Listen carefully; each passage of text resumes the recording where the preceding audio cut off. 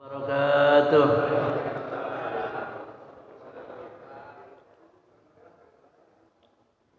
Ya Rabbi bil Mustafa balligh maqasidana waghfir lana ma madha ya wasi'al karami. Mari Mustafa بلغ مقاصدنا واغفر لنا ما مضى يا واسع الكرم والحبيب الذي ترجى شفاعته لكل أهوال مقتحمي يا رب بلغ مقاصدنا واغفر لنا ما مضى يا واسع الكرم يا الله بها يا الله بها يا الله بحسن الخاتمة يا الله بها يا الله بها يا الله بحسن الخاتمة يا ربي بالمصطفى بلغ مقاصدنا واغفر لنا ما مضى يا واسع الكرم اللهم صل وسلم وبارك عليه. Bismillahirrahmanirrahim. Alhamdulillahirabbil alamin. Wabihi nasta'inu ala umurid dunya waddin. Wassalatu wassalamu ala sayyidina Muhammadin wa ala alihi washabihi ajma'in. Amma ba'du, faqala Allah ta'ala fi kitabihil karim. A'udzu billahi minasy syaithanir rajim. Bismillahirrahmanirrahim. Rabbi ishrah li sadri wa yassir li amri wa hlul 'uqdatam min lisani yafqahu qawli. Shadaqallahul adzim. Qala al-musannif rahimahullahu ta'ala wa nafa'ana wa nafa'ani wa bi ulumihi wa bi barakatihi fid dharain amin. Yang saya hormati bapak-bapak, ibu-ibu jamaah Masjid Rawdatul Jannah, taman-taman surga kita di pagi hari ini, alhamdulillah bersyukur kepada Allah bahwa kita semuanya dibangunkan dalam keadaan sehat walafiat. Kita bisa sholat berjamaah subuh dan sekaligus kita menambah ilmu-ilmu kita untuk kita amalkan sehari-hari. Mudah-mudahan kajian kita dari hari ke hari terus menambah perbendaharaan amal kita. Amin ya rabbal alamin. Pada pagi hari ini jamaah yang berbahagia, masih ada kaitannya dengan Sabtu yang lalu, yaitu masih ada beberapa zikir yang dilakukan, wirid maupun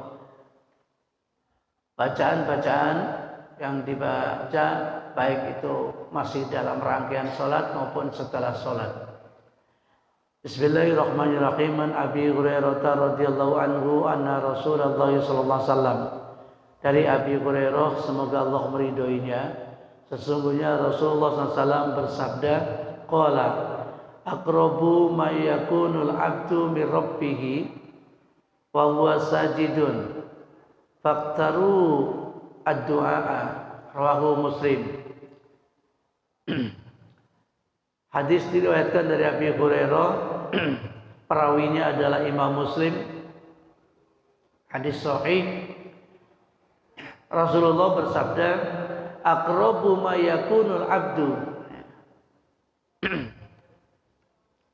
sedekat-dekatnya hamba Allah kepada Tuhannya. Sedekat-dekatnya hamba Allah kepada Allah, maksudnya sedekat-dekatnya hamba Allah kepada Tuhannya, sama aja itu. Itu ketika ia bersujud. Jadi kalau kita sedang sujud, salat, ini adalah dekat dengan Allah. Sedekat-dekatnya manusia ketika kita bersujud kepada Allah. Maka faksaru doa, maka perbanyaklah baca doa. Sujud yang mana? Sujud yang terakhir. Maka di sujud terakhir tambahin doanya. Jangan hanya subhana rabbiyal a'la wa bihamdi 3 kali, tambahin sesuai dengan keinginan kita apa, tetapi dibatin. Ya. Sujudnya itu tambahannya dibatin. Subhana rabbiyal a'la wa bihamdi subhana bihamdi subhana. Mau ditambahin apa? Mau Rabbi firli wali walidayya apa bagaimana? Terserah kita. Kita lagi hajatnya apa? Ya. Itu biar kita mohon kepada Allah. Disitulah kita merendahkan diri. Tanah yang kita injak-injak ternyata kita cium. Berarti kita rendah sekali di hadapan Allah. Kita ini tidak berdaya di hadapan Allah. Kita bukan apa-apa. Maka kita mohon kepada Allah. Di situ dekat sekali kita manusia ketika sujud. Maka bahasa sujud itu adalah bahasa mengalah, bukan kalah tetapi mengalah. Memang merendah, mengakui banyak dosa, mengakui kita tidak berdaya apa-apa kecuali Allah Subhanahu wa taala. Maka subhana rabbiyal a'la, maha suci Allah yang maha tinggi. Allah tinggi, kita rendah. Mau pakai bahasa kita juga enggak apa, tapi dibatin. Jangan sampai keluar ucapan batin. Jadi faksiru doa, banyak-banyakinlah baca doa ketika sujud. Ini hadis yang pertama. Yang kedua, Fa'an Ibnu Abbas radhiyallahu anhuma, dari Ibnu Abbas semoga Allah meridhoinya, anna Rasulullah sallallahu alaihi wasallam, sesungguhnya Rasul bersabda, fa'ammar ruku'u fa'azzimu fihi ar-rabb wa amma sujudu fajtahidu fid du'a faqaminun ayyustajaba lakum. Rawahu Muslim. Sama-sama diriwayatkan oleh Imam Muslim. Fa'ammar ruku', kata Nabi, adapun pada waktu ruku 90 derajat ini, maka agungkanlah nama Tuhan. Subhana rabbiyal azim. Azim agung. A'la tinggi. Subhana rabbiyal azim. Azim itu agung. Akbar besar. Beda-beda nih. Allahu Akbar, Allah Maha Besar. Subhana rabbiyal azimi, Maha suci Allah yang Maha agung. Kemudian ketika ruku mengucapkan rabbiyal azim. Wa amma sujud fastahidu fid du'a. Maka ketika sujud bacaannya bukan azim tapi a'la. Subhana rabbiyal a'la. Maha suci Allah yang maha tinggi. Oh, a'la jadi tinggi. Iya, tinggi, maha tinggi. Sehingga pada waktu sujud bersungguh-sungguh dalam berdoa, karena sudah sepantasnya apabila doamu pada waktu sujud itu dikabulkan. Ini rahasianya. Fastahidu fid du'a, bersungguh-sungguhlah pada waktu sujud itu kita baca doa. Jawabnya adalah faqaminun ayyustajaba. Maka pada saat sujud itulah Allah akan mengabulkan doa-doa Anda semua. Yo, baru tahu saya. Oh iya. Jadi ketika sujud ternyata itu doanya makbul. Allah akan mengabulkan doa-doa ketika kita sujud. Antara lain ya. Dari beberapa banyak kita berdoa, tapi di waktu sujud itu adalah mustajabah.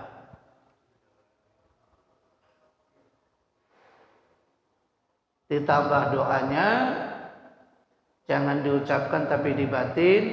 Di samping doa yang sudah ditentukan, subhana rabbiyal a'la bihamdi, ya, sudah mati wa bihamdi, dan aku memujinya gitu.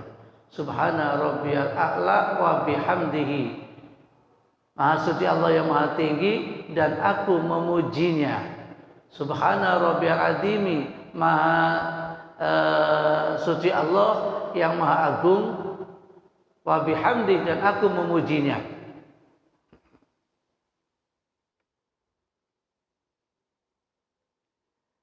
Kemudian yang ketiga, wa anhu radhiyallahu anhu anna Rasulullah sallallahu alaihi wasallam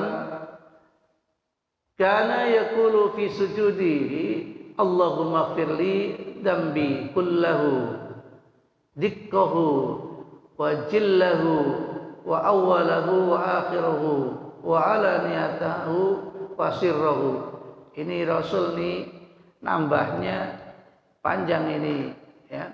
Allahumma firli, ya Allah ampunilah saya ya Allah, dzambi, dosa-dosa saya, kullahu, semuanya.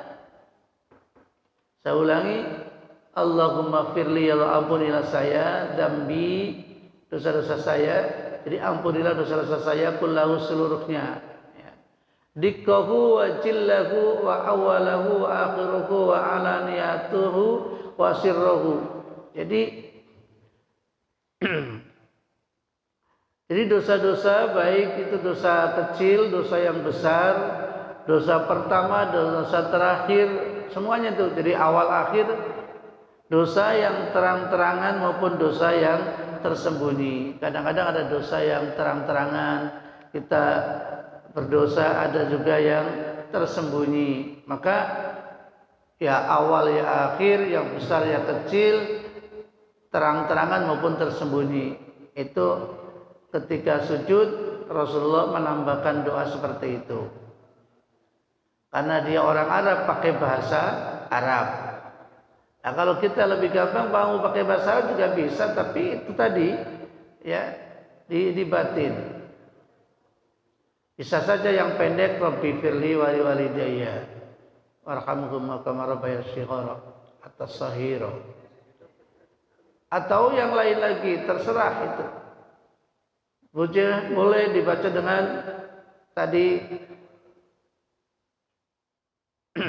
kita kan ya Allah biha ya Allah biha ya Allah bi husnil khatimah, itu boleh. Ya Allah biha ya Allah biha ya Allah bi husnil khatimah. Ya Allah, mudah-mudahan akhir hayat kita adalah tergolong husnul khatimah. Itu ya Allah biha ya Allah biha ya Allah bi husnil khatimah. Minta rezeki boleh, minta jodoh bagi yang belum boleh, yang sudah ya jangan lah. Ya.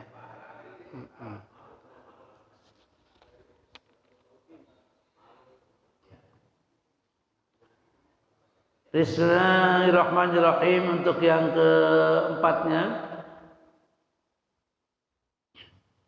wa an Sa'id bin Abi Waqqas radhiyallahu anhu qala, dari Sa'id bin Abi Waqqas ia berkata, qala, bersabda Rasulullah SAW, ayat jizu ahadukum ayaksiba fi kulli yaumin alfa hasanah, fasa'alahu sa'ilun min julusaihi kaifa yaksibu alfa hasanah, qala yusabbihu mi'ata tasbihatin fayuktabu lahu alfa hasanah aw yuhattu anhul alfu khati'atin. Subhanallah, rawahu Muslim. Ini cakep sekali nih bapak-bapak. Ketika itu Abi Sa'id bin Abi Waqqas ya, berada dalam hadapan Rasul atau di hadapan Rasul. Beliau bertanya, apakah masing-masing, Rasul bertanya nih, apakah masing-masing dari kalian tidak mampu untuk mengerjakan 1000 kebaikan setiap hari? 1000 kebaikan setiap hari, mampu nggak Anda itu? Nah, kemudian salah seorang di antara kami yang sedang duduk itu menanyakan tentang bagaimana mungkin seseorang itu dapat mengerjakan 1000 kebaikan dalam sehari. Lantas Rasulullah bersabda, seseorang yang membaca tasbih 100 kali itu dituliskan baginya 1000 kebaikan atau dihapuskan baginya 1000 dosa. Masya Allah. Makanya ada orang yang senang baca wirid, subhanallah, subhanallah, subhanallah, subhanallah. Tasbih itu subhanallah, subhanallah, subhanallah. 100 kali sama halnya dengan orang berbuat 1000 kebaikan. Masya Allah. Alfu hasanah au yuhaddu anhu alfu khati'atin, atau dosa-dosanya dihapuskan 1000 dosa. Masya Allah. Ini hadis sahih, hadis Muslim. Berbahagialah orang yang rajin wirid, karena memang dasarnya ada, ya. Senang dengan baca tasbih subhanallah, subhanallah, subhanallah, maksud ya Allah, maksud ya Allah. Kita yang setelah salat 33 kali, ya. Ini ada lagi, bagaimana kalau kita baca 100 kali? Nah, itulah pahalanya, sama dengan berbuat baik 1000 kebaikan dan dosa-dosanya diampuni 1000 dosa. Masya Allah.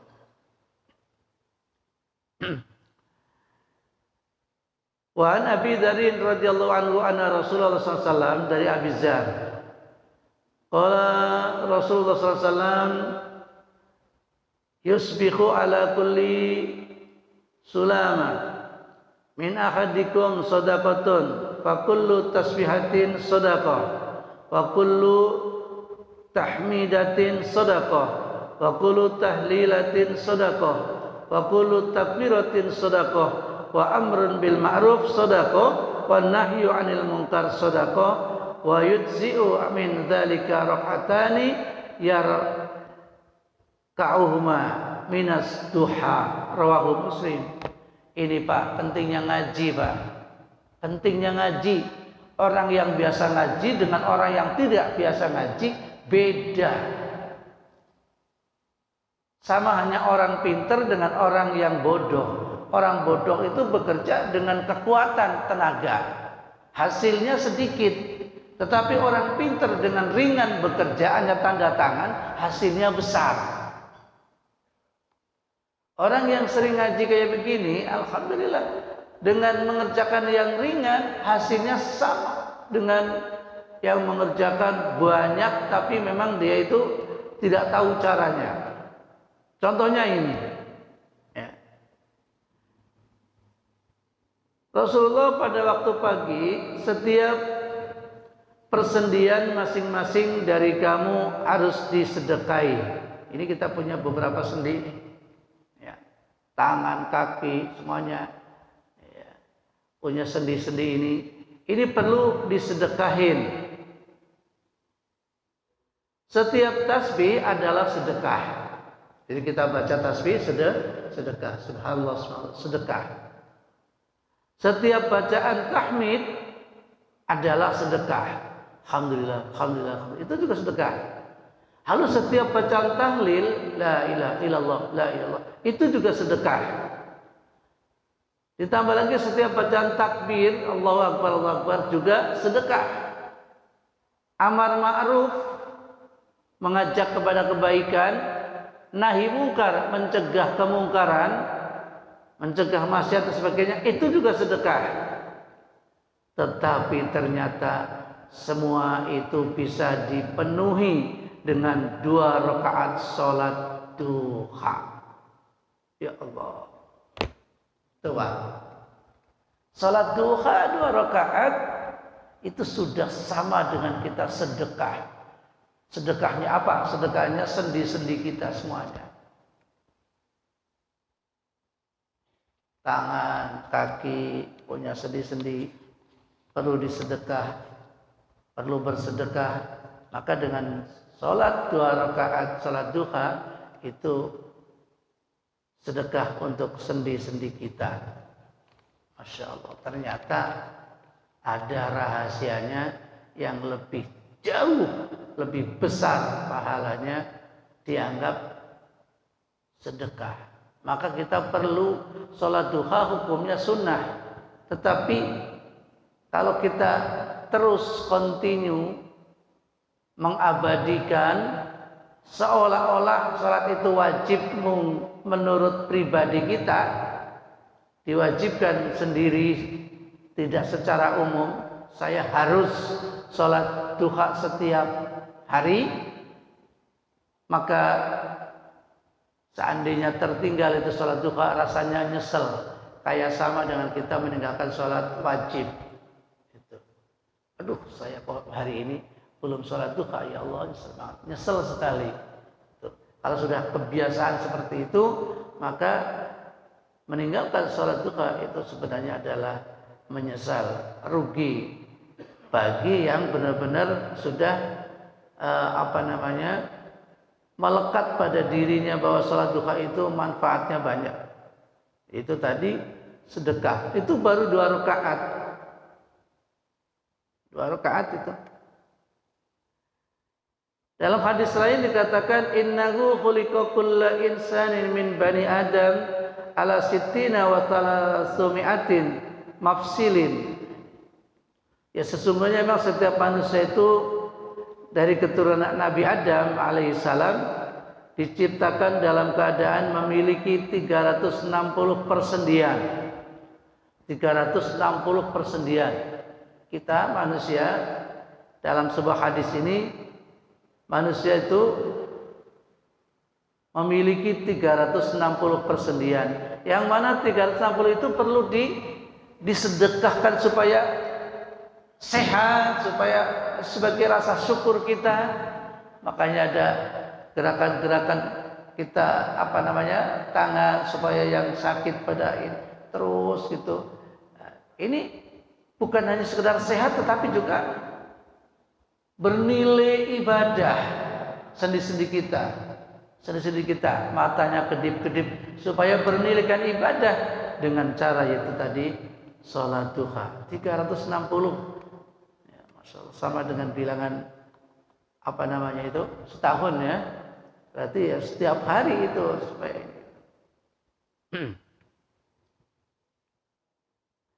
jamaah yang berbahagia. Jadi untuk sendi-sendi 360 itu perlu disedekahin. Berikutnya yaitu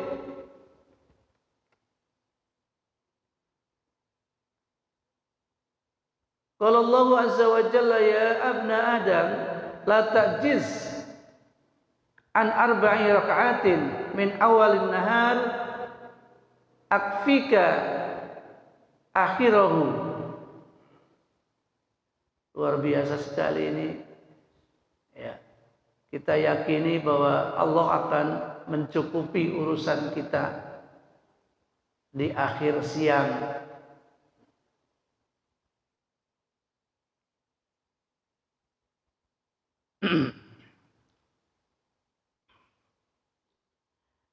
Jadi sholat duha itu akan menyelamatkan pelakunya dari berbagai hal yang membahayakan. Bisa juga dimaksudkan bahwa sholat duha dapat menjaga diri manusia. Dari apa?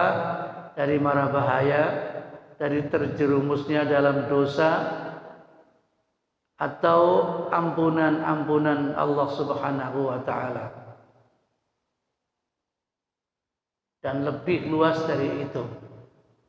Artinya penting sekali kita jaga diri kita, kita jaga keluarga kita jaga harta kita dengan sholat duha. Ya Allah, ya Rabb. Kemudian sholat duha itu sendiri sama halnya dengan mendapatkan pahala seperti orang haji dan umroh. Bagaimana itu? Salat duha yang mana? Nah ini. Man shallal hodata fi jama'atin summa qa'ada yadhkurullaha hatta tatlu'a syamsu summa shalla rak'ataini kanat lahu ka'ajri hajjin wa umratin. Ini luar biasa nih Pak, Masya Allah. Barang siapa yang melakukan sholat subuh kita tadi ini secara berjamaah, lalu kita duduk sambil berzikir kepada Allah, atau taklim seperti ini ngaji seperti ini, sampai matahari terbit. Nanti kan ada suruk itu, tit itu. Itu baru suruk, persiapan. 5 atau 10 menit setelah itu baru kita boleh sholat 2 rakaat. Maka ia seperti memperoleh pahala haji dan umroh. Masya Allah. Beliau pun bersabda, itu pahala yang sempurna dan sempurna, bahasanya begitu, sempurna dan sempurna. Hadis riwayat Imam Tirmizi, nomor hadis 586.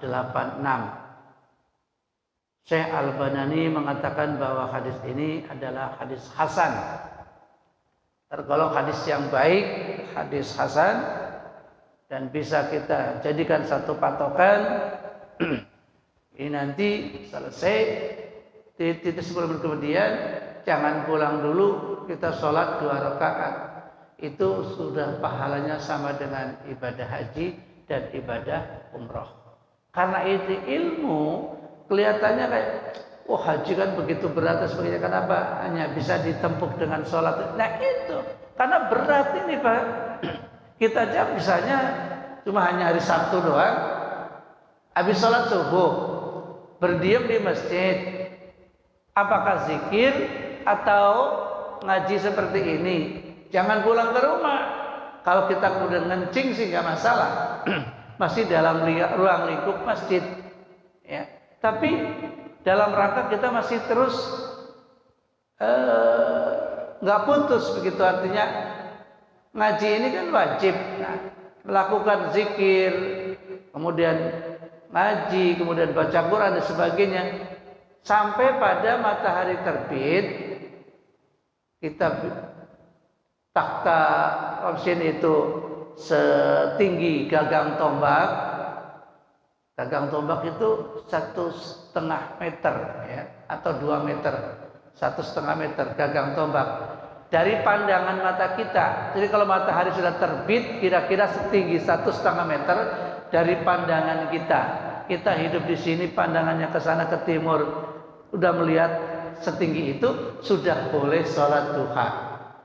Sholat syuruk atau sholat duha itu 2 rakaat saja nilainya adalah sama dengan ibadah umroh dan haji. Ya Allah, kalau gitu gak usah haji aja deh. Mahal-mahal, gak usah umroh, kita salat syuruk aja.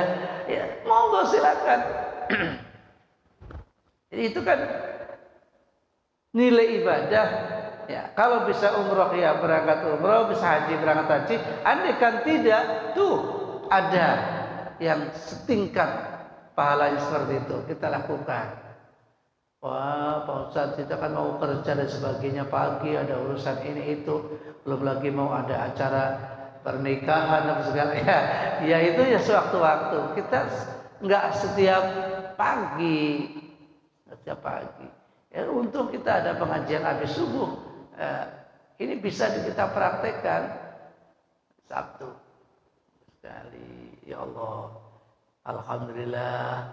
Selesai sholat duha dipanggil Pak Haji, Pak Umroh nggak ada. Ya. Makanya orang umroh itu ikhlas banget. Kenapa? Orang umroh nggak dipanggil Pak Umroh. Orang ibu-ibu yang habis umroh nggak dipanggil Bu Umroh. Tapi kalau habis haji dipanggil Pak Haji, Pak Haji. Ada juga yang nggak dipanggil Pak Haji, Bu Haji marah. Hei, aku sudah haji tahu, mahal biayanya. Jadi habis sholat duha nanti ini dipanggil Pak Haji. Masya Allah, nilai itunya, pahalanya. Kemudian termasuk sholat awabin. Ini ada apa sih itu yang masuk sholat awabin? Bismillahirrahmanirrahim. Ternyata ibadah banyak banget kalau begitu. Sholat awabin, sholat minta taubat, atau orang yang taat kepada Allah, orang yang kembali taat, itu namanya awabin. La yuhafadhu ala sholatid duha illa awabin wa hiya sholatil awabin. Tidaklah menjaga sholat sunnah duha melainkan awab, orang yang kembali taat. Ini sholat duha juga dimasuk adalah sholat awab, itu kembali kepada taat. Hadis riwayat Ibnu Khuzaimah dan tingkatan hadis adalah hasan. Ada pula ulama yang mengatakan bahwa maknanya adalah orang yang kembali taat. Itu maksud dari awabin. Ada orang sholat awabin itu antara waktunya bukan duha tetapi antara maghrib dan isya. Sholat awabin. Itu tuntunannya ada di kitab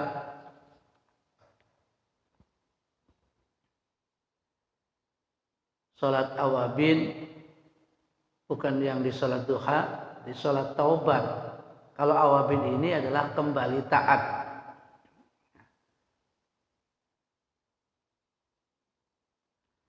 Jadi sholat duha itu mau berapa rakaat? 2 rakaat, baru hanya untuk sedekah sendi-sendi kita. Untuk menarik rezeki tambah lagi 4 rakaat. Ya. Terus 6 rakaat, 8 rakaat tambah lagi. Jadi perlu ada tambahan ibadah kita dengan sholat duha. Memang berat juga sih ya. Saya sendiri ya paling-paling 2 rakaat tambah 2 rakaat lagi nanti kalau sempat, karena sudah aktivitas yang lain. Nah, ya. itu nilainya luar biasa Pak. Termasuk sholat suruk ini ya, itu ya jarang kadang-kadang kita ini. Maka mari kita bersama-sama untuk meningkatkan kualitas serta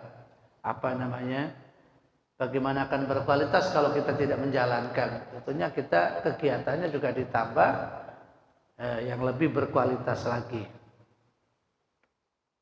Mungkin sampai di sini dulu. Ada yang mau bertanya, dipersilakan.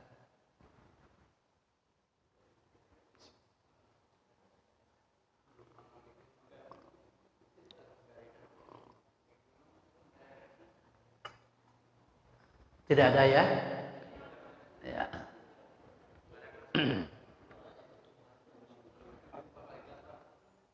Kenapa? Speakernya, mic-nya. Ya.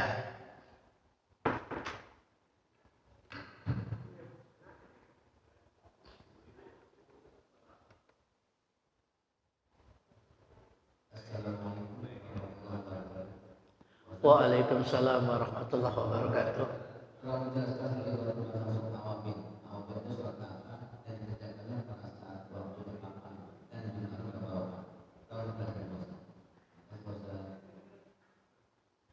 Coba diulangi, jangan cepat-cepat Pak.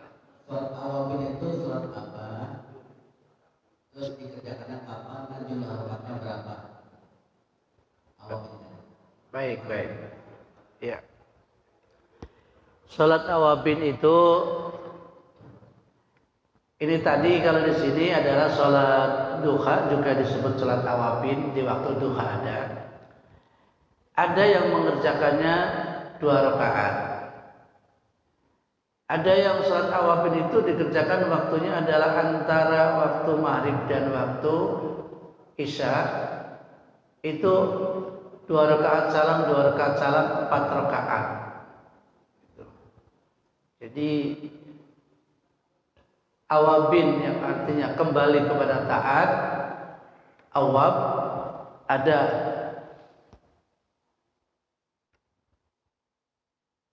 tawabin ya kembali kepada taat itu kan taubat. Tawab ada yang awabin di Tanwirul Qulub. Dalam kitab Tanwirul Qulub itu salat awabin ada dikerjakan pada maghrib sampai isya, itu ada. Itu 2 rakaat.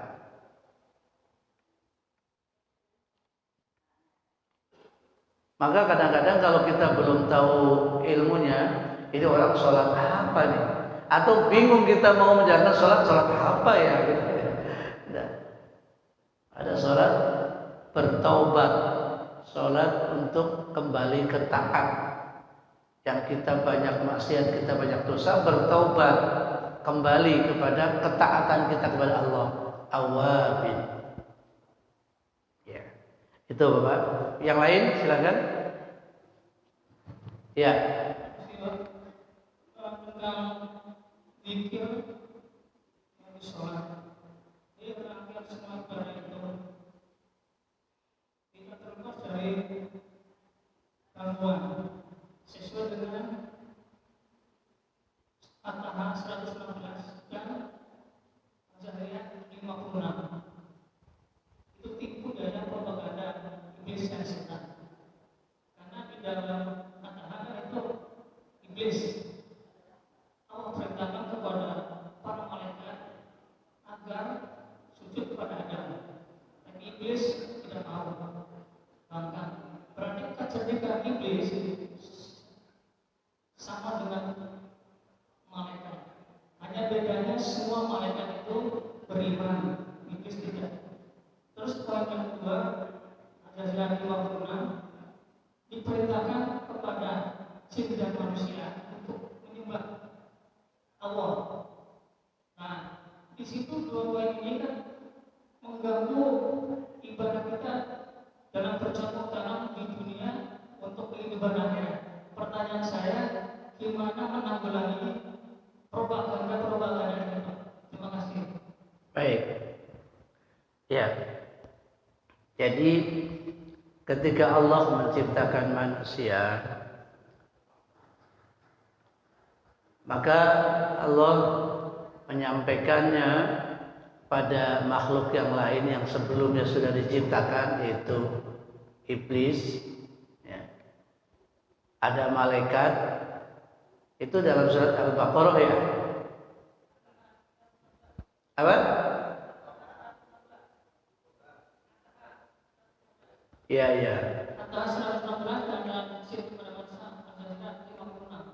Iya. Bunyinya bisa nggak dibacain? Bunyinya seperti apa?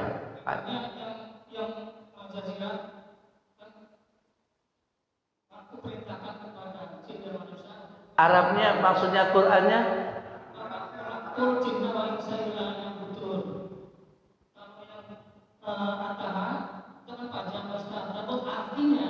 Ya. Maknanya adalah perintah kepada para malaikat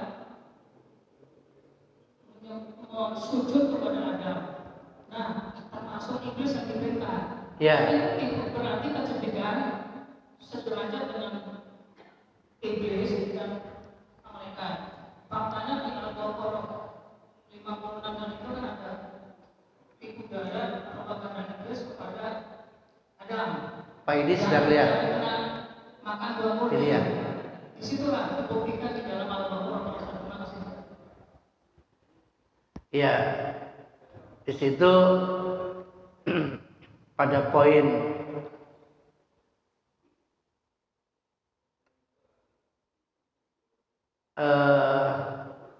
aba wastakbara wa kana minal kafirin. Ya, jawaban iblis.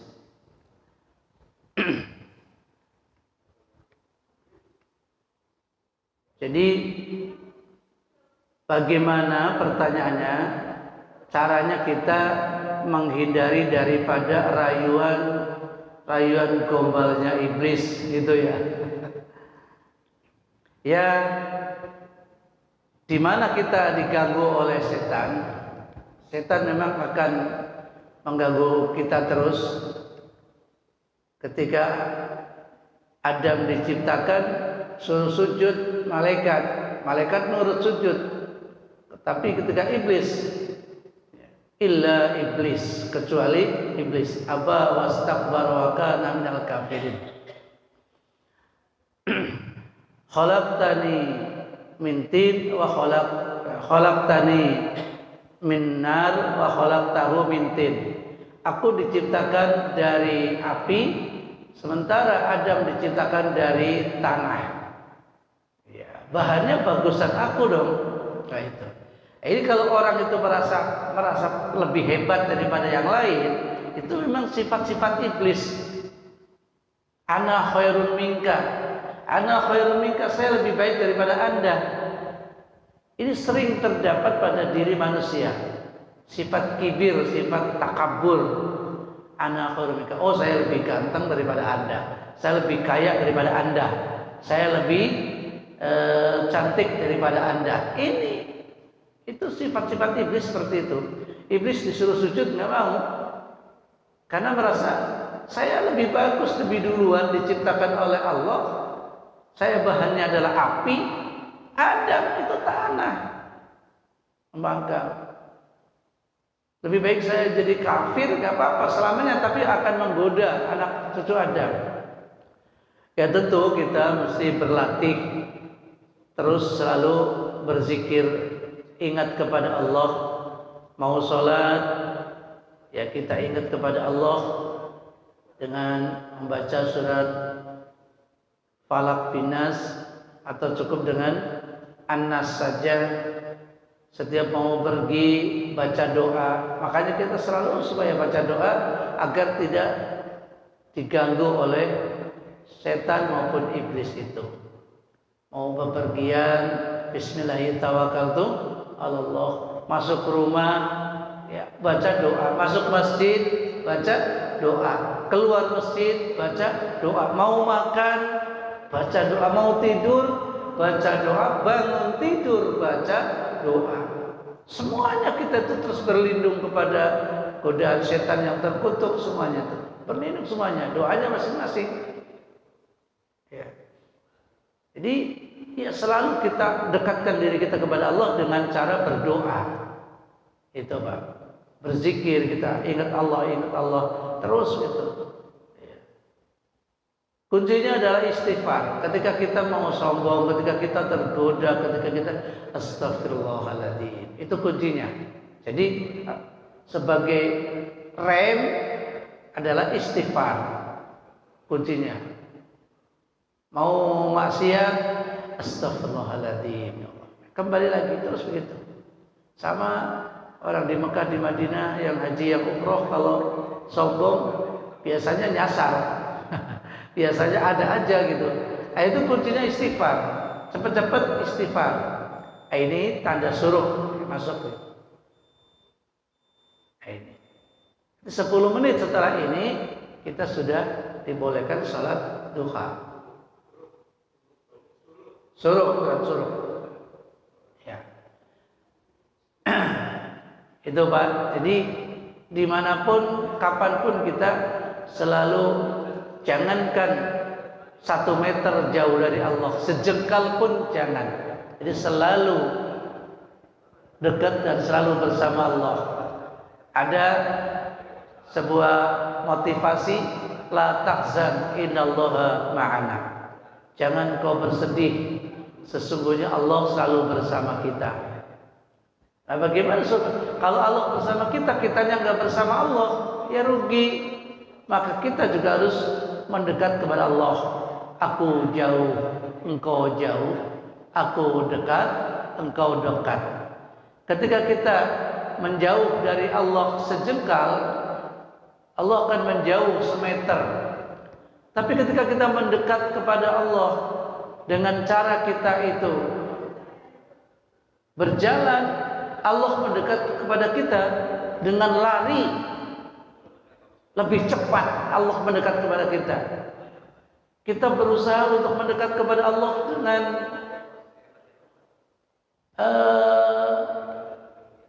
pelan-pelan, Allah lebih cepat. Itu. Maka terus kita jangan sampai lupa dari Allah. Itu Pak, kuncinya seperti itu. Doa-doa terus. Ingat dan zikir. Terima kasih. Ya.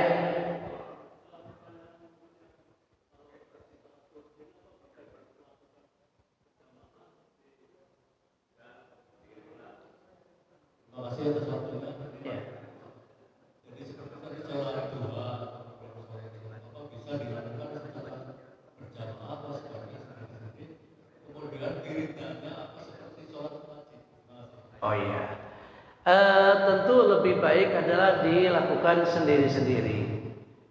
Ya, dilakukan sendiri. Sholat duha ya dilakukan sendiri-sendiri. Ada juga yang melaksanakan sholat duha berjamaah, tapi itu tidak wajib dan tidak harus. Sendiri-sendiri sholat duha, ya wiridnya ya sendiri-sendiri. Nah, kalau wiridnya dibaca bareng-bareng kayak habis sholat wajib, itu dalam forum tertentu, misalnya kelompok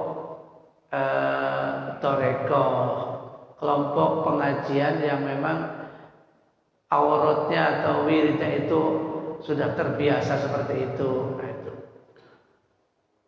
itu bisa jangan bareng-bareng. Jadi boleh bareng, boleh sendiri, sebaiknya ya sendiri-sendiri. Bareng itu kan karena untuk latihan. Kalau sudah bisa sendiri-sendiri gitu.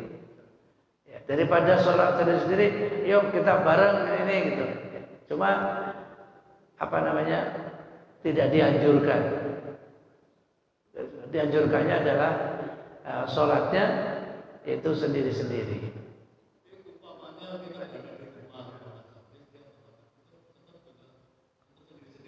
Sama istri atau sama keluarga sholat duha.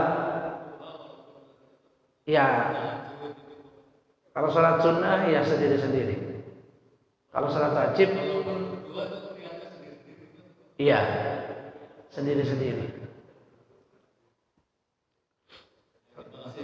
Baik, ya. Cukup kali Pak ya.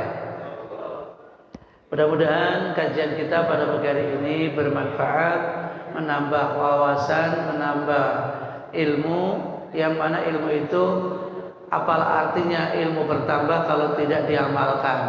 Jadi mudah-mudahan dengan tambahnya ilmu sedikit demi sedikit akan menambah amalan kita. Oh iya, sholat duha ya, ini sekarang ini kita boleh masing-masing ya, yang tidak punya kepentingan untuk buru-buru kita sholat supaya bisa mendapatkan pahalanya seperti umroh dan haji. Masya Allah, luar biasa. Kemudian sujud tadi adalah waktu yang mustajabah. Khusyukkan kita ketika kita bersujud, tambahkan doa ketika sujud di batin, lebih-lebih pada sujud terakhir terutama itu ya. Sujud terakhir sebelum salam tambahkan. Kalau jadi imam jangan lama-lama nambahnya. Nah ini ya nambahin sederhana saja, tapi jangan kelamaan. Kalau kelamaan jadinya kan jamaahnya kan macam-macam, ada yang ngedumel, lagi pilek lagi, wah ngocor semuanya. Nah, jadi imam itu memang harus bijaksana, jangan terlalu egois. Kita kepengen nambah banyak, jadi imam lama banget itu lah. Ini jangan, namanya ngukur diri sendiri. Kalau jadi imam itu ngukur banyak orang. Iya, ukurannya adalah jamaah. Itu jamaah ini ada yang tua, ada yang muda nih. Nah, ini gitu. Yang tua juga biar jangan kelamaan kan, nggak betah. Apalagi yang muda ya. Jadi ukurannya itu jamaahnya, jangan ukur dirinya. Ah saya mah kalau baca mah ini. Nah, ukurannya. Jika umpamanya sampai terjadi, umpamanya ini sholat wajib, terus tadi suruh sujud yang lebih lama bisa sujud terakhir. Kalau sampai masih imam masih sujud, tapi jemaah udah lari tanda duduk langsung, itu berarti batal atau beda? Ada baru satu rukun nggak apa-apa. Kita imamnya lama gitu, kitanya kayaknya ukuran kita kayak sudah selesai gitu. Lalu kita bangun, duduk, ya nggak apa-apa nunggu imam. Karena ini baru satu. Kalau 3 kali berturut-turut itu dianggap kita sholatnya nggak batal, cuma tidak berjamaah. Karena kan makmum harus ngikutin imam. Nah, imamnya belum bangun, kita sudah bangun. Nih, imamnya belum ruku, kita sudah ruku, sudah duluin atau ketinggalan. Sama aja, kita duluin imam nggak boleh, ketinggalan 3 kali rukun fi'li itu gerakan, itu juga kita dianggap tidak makmum, tidak berjamaah, jadi pahalanya 1. Sholatnya sah apa enggak? Sah, tapi nilainya tidak berjamaah atau nilainya 1 gitu. Nah kalau yang tadi nunggu imamnya terlalu lama, kita duduk kemudian sudah tunggu aja, sudah terlanjur itu, jangan terus sujud lagi, jangan ya, nunggu saja. Makanya itulah imam harus mengerti situasi dan kondisi. Mungkin ini, terima kasih. Billahi taufiq wal hidayah, wa biridho wal inayah. Assalamualaikum warahmatullahi wabarakatuh.